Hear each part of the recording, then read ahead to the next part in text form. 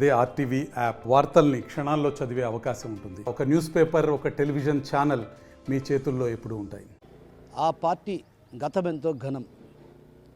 YS చరిష్మాతో చతికిలబడ్డ ఆ party 1 నుంచి 2 స్థానాలకు, ఆ తర్వాత 1 స్థానానికి పరిమితమై ఆ తర్వాత పూర్తిగా అసెంబ్లీ స్థానాలను కోల్పోవాల్సినటువంటి పరిస్థితి వచ్చింది.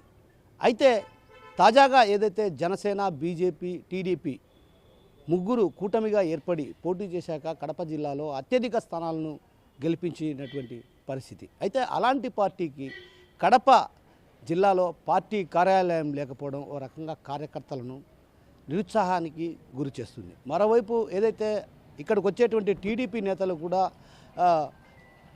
ఎవరైనా ఇక్కడికి వస్తే మాత్రం వారు ప్రెస్ మీట్లు నిర్వహించాలన్నా సొంత ఇళ్లల్లో కానీ, లేదంటే ప్రెస్ క్లబ్లో కానీ, లేదంటే ఇతర ప్రాంతాల్లో కానీ ప్రెస్ మీట్లు పెట్టాల్సినటువంటి పరిస్థితి ఏర్పడింది.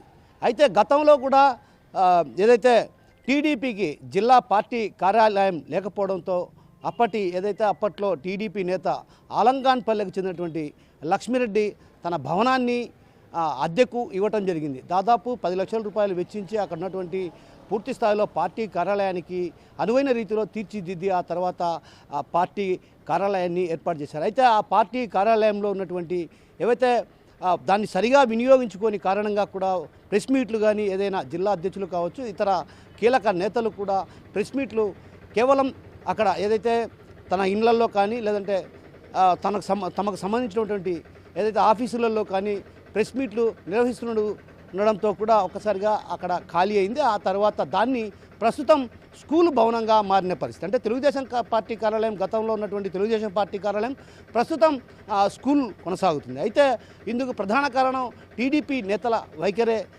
ప్రధాన కారణం అన్నటువంటి ఆరోపణలు కూడా అటు బలంగా వినిపిస్తున్న పరిస్థితి. ఎందుకంటే గతంలో కూడా పార్టీకి కార్యాలయం లేని పరిస్థితి. అప్పట్లో ఏదైతే ఒక అద్దె భవనంలో కొనసాగించారో అద్దె చెల్లించలేని పరిస్థితి ఉన్న నేపథ్యంలో కూడా వారంతా కుర్చీలు బయట వేసినటువంటి పరిస్థితి. ఆ పరిస్థితి ఉన్న నేపథ్యంలో ఒక్కసారిగా కూడా మరోమారు ఏదైతే పార్టీకి కార్యాలయం లేని పరిస్థితి, అటు జిల్లాలో కూడా ఏదైతే అత్యధిక స్థానాలు బద్వేలు, రాజంపేట మినహా మిగతా అన్ని నియోజకవర్గాలు కూడా టీడీపీ అభ్యర్థులే గెలిచడం జరిగింది. అంటే ఒక రకంగా కూటమి అత్యధిక స్థానాలను కైవసం చేసుకున్నటువంటి పరిస్థితి. అలాంటి పరిస్థితి అదేవిధంగా ఘనమైనటువంటి చరిత్ర కలిగిన ఆ పార్టీ కార్యాలయం లేకపోవడం కూడా ఒక రకంగా కార్యకర్తలు కూడా జీర్ణించుకోలేని పరిస్థితి. మరోవైపు ఎవరైనా ప్రెస్ మీట్లు పెట్టాలన్నా కూడా ఏదైతే ప్రెస్ క్లబ్లో లేకుంటే ఇతర ప్రాంతాలను ఎంచుకోవాల్సిన పరిస్థితి ఉంది. అంటే ఒక రకంగా ఇప్పుడు ప్రస్తుతం ఆ పార్టీ అధికారంలో ఉంది. అయితే పార్టీ అధికారంలో ఉన్నా కూడా పార్టీకి కార్యాలయం లేని పరిస్థితి ఒక రకంగా కార్యకర్తలను తీవ్ర వేదనకు గురి చేసిన పరిస్థితి. ఎవరైనా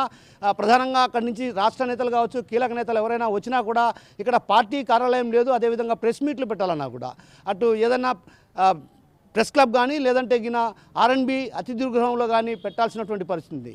అయితే ఈ నేపథ్యంలో అటు జిల్లాకు సంబంధించి పార్టీ కార్యాలయం లేకపోవడాన్ని కూడా ఒక రకంగా పార్టీ శ్రేణులు కూడా మనోవేదనకు గురవుతున్న పరిస్థితి. అయితే ఆ తరుణంలో కూడా ఒకసారిగా కూడా గతంలో మనం చూసాం, ఏదైతే పార్టీ సభ్యత్వ నమోదు కార్యక్రమాల్లో కూడా అటు పెద్ద ఎత్తున పార్టీ కార్యాలయాల వద్దకి సభ్యత్వ నమోదు చేసుకునేవారు. ఇప్పుడు ఆ పార్టీ కార్యాలయం లేని కారణంగా ఎగరిగారే యమునా తీరన్న చందంగా కూడా తయారైనటువంటి పరిస్థితి. అయితే మరోవైపు అనుకున్న లక్ష్యానికి చేరుకోవాలంటే కూడా కాస్త కష్టసాధ్యమైన పరిస్థితి. అంటే జిల్లా అధ్యక్షుడు కేవలం కడప నియోజకవర్గానికే పరిమితం అయ్యారన్నటువంటి విమర్శలు కూడా వ్యక్తమవుతున్నాయి. అయితే దీనిపైన, ఈ వ్యవహారం పైన గతంలో కూడా ఏదైతే స్థానికంగా ఉన్నటువంటి నియోజకవర్గాల్లో జోక్యం చేసుకోవడాన్ని కూడా అక్కడ ఉన్నటువంటి ఆ పార్టీకి సంబంధించినటువంటి ఇన్ఛార్జీలు కావచ్చు, అదేవిధంగా ఎమ్మెల్యేలు వ్యతిరేకించిన పరిస్థితి. ఈ నేపథ్యంలో కూడా జిల్లా అధ్యక్షుడు ఇతర నియోజకవర్గాల్లో పెద్దగా పట్టించుకోవడం లేదన్నటువంటి విమర్శలు కూడా వ్యక్తమవుతున్న పరిస్థితి. అయితే ఇలాంటి పరిస్థితుల నేపథ్యంలో పార్టీ కార్యాలయం లేకపోవడం కూడా ఒక రకంగా ఆ పార్టీ శ్రేణులు ఎవరైతే పొద్దుటూరు కావచ్చు, ఇతరత్ర ప్రాంతాలు కడప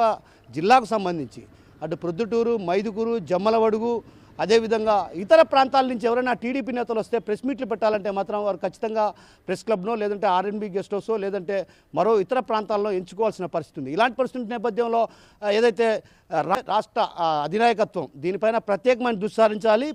కడప జిల్లాలో పార్టీ కార్యాలయం ఏర్పాటు దిశగా అడుగులు వేయాలి. లేకపోతే రానున్న రోజుల్లో పార్టీ క్యాడర్ కూడా పూర్తిగా విచ్ఛిన్నమయ్యే పరిస్థితి లేకపోలేదన్నటువంటి భావన అటు కార్యకర్తలో వినిపిస్తున్న పరిస్థితి. ఇది కడప జిల్లాలో టీడీపీ కార్యాలయానికి సంబంధించి పరిస్థితి. కెమెరా పర్సన్ హరితో కిషోర్, RTV, కడప నుంచి. మరిన్ని వీడియోస్ కోసం ఛానల్ ని సబ్స్క్రైబ్ చేయండి, లేటెస్ట్ అప్డేట్స్ కోసం వాట్సాప్ ఛానల్ ని ఫాలో చేయండి అండ్ లింక్ డిస్క్రిప్షన్ లో ఉంది.